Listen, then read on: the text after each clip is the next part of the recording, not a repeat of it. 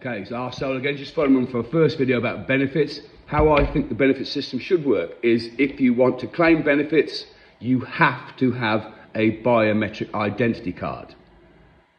You have to have that. That's the very least you need. You have to qualify for those benefits properly. Getting disability benefit by saying "phew, my leg hurts" really isn't good enough. I'm not saying people shouldn't get disability benefits, but there are a lot of people on disability benefits who could easily sit in an office and type a letter, or sit in an office and answer a phone.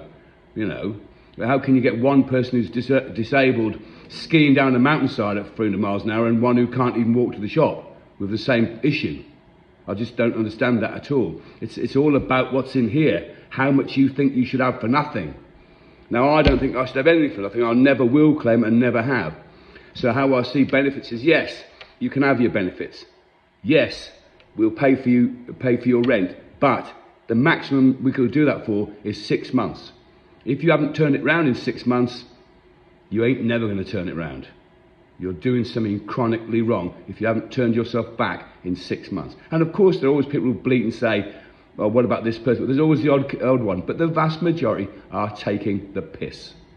Bottom line, taking the piss.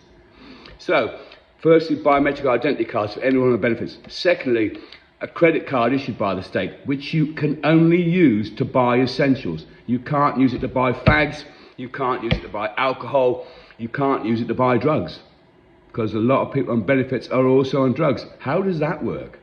Kids in poverty, mum and dad on the puff every night with the wacky backy. How does that work? So that's got to change. And finally, if you want to have benefits, you have to report between 9 and 5 every day to a work availability centre, where you're available for work and you sit there, and if there's any community work he's doing, off you toddle and do it. And then you're earning your benefits, and then it brings back some self-esteem and you start to feel good about yourself. That's the sort of thing we need to start doing.